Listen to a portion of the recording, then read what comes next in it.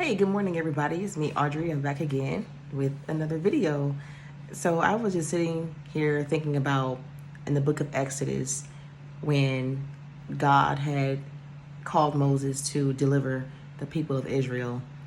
But this one thing that he had told Moses is that he had seen the oppression of his people and that he heard their cries. And now was the time for him to deliver them from Egypt. And I'm sitting here thinking about that because when I think about the word oppression, I think about harsh treatment, okay? Maybe even harsh labor. You know, we think about the children of Israel, they labored hard to the point of pain, okay?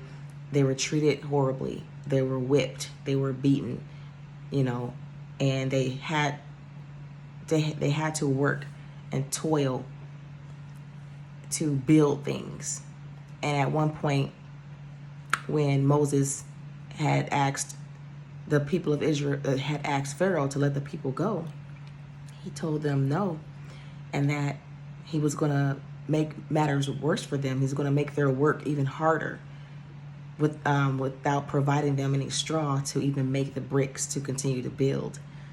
And so things got worse before they got better. And I think about how the enemy comes in and oppresses us, okay?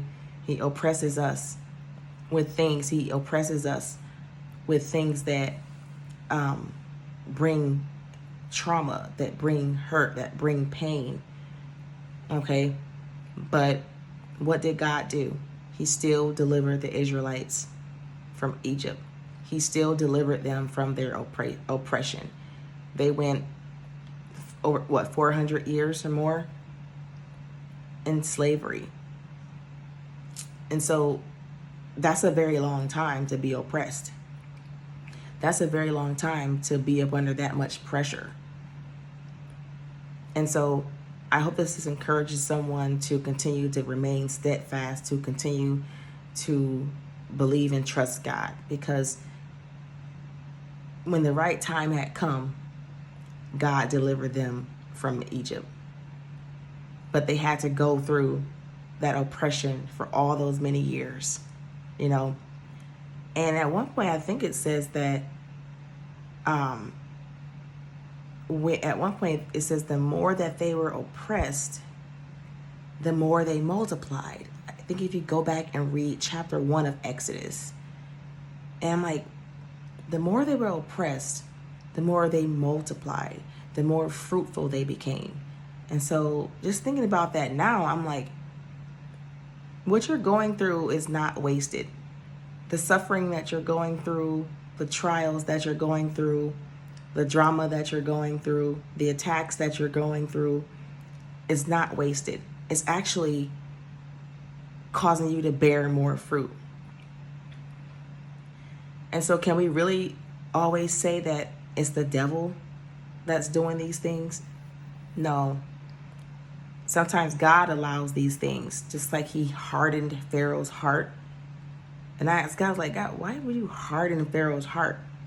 Because he had to prove his power to Pharaoh.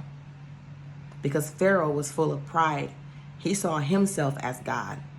But God had to humble him. But in order to humble Pharaoh, he had to harden his heart so that God could show forth his glory to Pharaoh, because Pharaoh was not going to let those people go. He had a heart issue of pride. And so God has to go to the extreme measures to prove to Pharaoh his identity, who he was, who God was.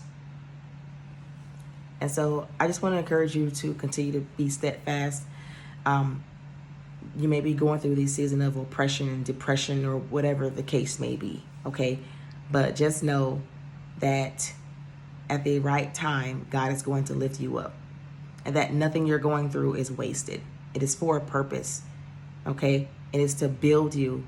What you're going through is building your faith. These tests and trials, these sufferings, they're making you stronger. They're building you up. allowing you to multiply in your faith. Okay, multiply in your prayer life, multiply in your devotion time with the Lord, causing you to draw near to God, draw closer to God, come crying out to God more than you ever have, reading the Word of God more than you ever have, praying more than you ever have. Okay, that's multiplying, that's growth.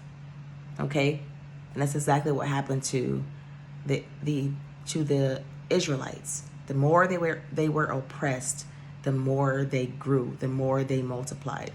The more that you're oppressed, the more of these trials that you're going through, the more that you are growing in your faith, the more that you are growing in your trust for God, the more you are growing in your dependence on God. Okay? So think it not strange the things that you're going through right now. Okay? It has a purpose for it. But it's all about how you respond. Do you respond with complaining?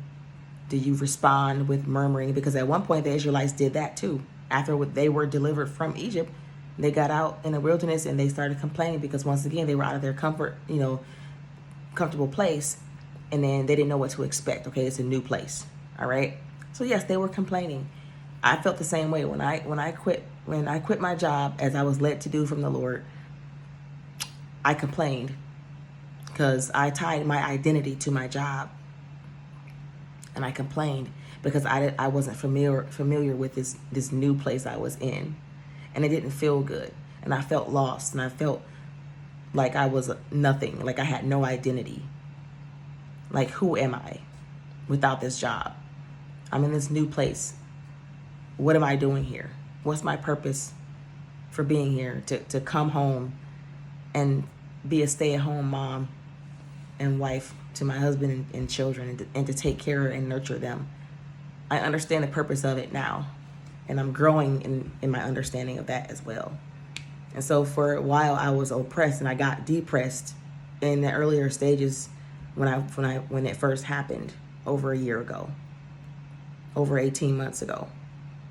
And so I'm in a better place now, but that oppression and depression is real. Okay?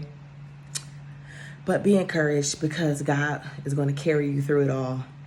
And in time, you're going to reap the benefits. You're going to see the benefits of this. Okay? Stay strong in the Lord. Okay? Take care.